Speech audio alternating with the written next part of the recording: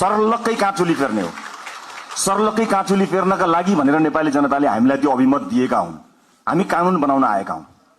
कानुन बनाउने प्रमुख जिम्मेवारी तपाईहरुको काँधमा नेपाली जनताले दिएका हुन्। उनलाई थाहा छैन त्यो कानुन फेरेर उनको घरको बाटो बन्छ, उनको धारामा पानी आउँछ, बिजुली आउँछ, इन्टरनेट चल्छ, उनलाई थाहा छैन। तर तपाईलाई थाहा हुनुपर्छ कुन धाराले कहाँ अड्काएको छ मान्छेको घरमा धारा आउनु तपाईलाई थाहा हुनुपर्छ। अध्ययन गर्नुपर्ने हुन्छ।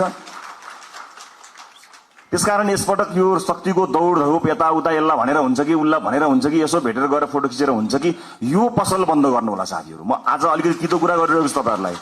एज अ ल मेकर, कानुन निर्माताका रूपमा तपाईहरुको जिम्मेवारी, हाम्रो जिम्मेवारी अत्यन्त गहन छ। कयौं पछिल्लो परिवर्तन संविधान कार्यान्वयन हुनका लागि समेत कानुनहरु बन्न सकेका छैनन्। संविधान निर्माण भएको यति लामो समय हुँदा समेत विभिन्न बाधा अर्चनहरु भए। तर नेपाली जनताले अब हामीलाई कुनै बहाना बनाउन नपाउने गरी दिल खोलेर स्पष्ट र लगभग 2/3 को बहुमत दिएका छन्। अब केको बाधा?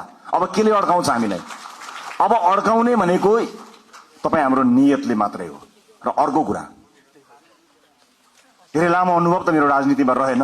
जति समय राजनीतिमा रहे सबैभरि विभिन्न किसिमका प्रहारहरूको सामना गर्नु पर्यो। यो पार्टी जन्मेदेखि यसमाथि प्रहार भयो। पार्टीको नाममा मुद्दा चल्यो। यो पार्टीलाई जन्मैदेखि कुल्चने कोसिस भयो, बचाउँदै लिएर आउन सक्यौं। यो पार्टीको चुनाव चिन्हमा मुद्दा चल्यो। यो पार्टीको चुनाव चिन्ह नै भत्काइदिने गरी प्रहारहरू भए स्थापित राजनीतिक दलहरूबाट, विभिन्न स्वार्थ समूहबाट, विभिन्न शक्ति समूहबाट जोगाएर ल्यायौं। हामीले घण्टी बचायौं, किनकि नेपाली जनताको लागि घण्टी बचाउनु पर्थ्यो, घण्टी बजाउनु पर्थ्यो। सजिलो थिएन। यो देशका सम्पूर्ण शक्तिहरू एक ठाउँमा उभिँदा पनि हामीले खुट्टा कमाएनौं, हामी डराएनौं, हामी हल्लिएनौं, किनकि हामीलाई नागरिकको चेतनामाथि विश्वास थियो। एकपटक चुनाव त आओस् न अनि हामी देखाइदिन्छौं भनेर हामीले 84 कोरेका थियौं। नागरिकले सबै हेरेका हुन्छन्, हरेक गतिविधि जनताले हेरेका हुन्छन्।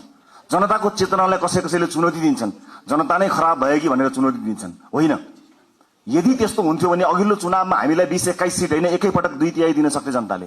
तर अघिल्लो चुनावमा जनताले के भने यी नयाँहरूलाई एकपटक हेरौं ताकि यिनीहरू नमात्ने हुन्, त्यति मात्र सिट दिउँ र पुरानाहरूलाई सच्चिने अवसर दिने गरी यिनीहरूलाई पनि निमेटान नपारौं भनेर नागरिकले विवेकपूर्ण ढंगले मतदान गरे। तर नागरिकको त्यो विवेकलाई 2/3 पाएको सरकारले चुनौती दियो। शक्ति प्राप्त गरिसकेपछि आँखामा जुन पट्टी आउँछ, अब त्यो पट्टी हामीले खोल्न सक्नुपर्छ। नत्र पुराना राजनीतिक दललाई नेपाली जनताले 34, 35, 36 वर्षमा कुरे, तपाई हामीलाई 36 महिना 36 दिन पनि कुर्नेवाला छैनन्। यो कुरा निर्धक्क हुनु होला।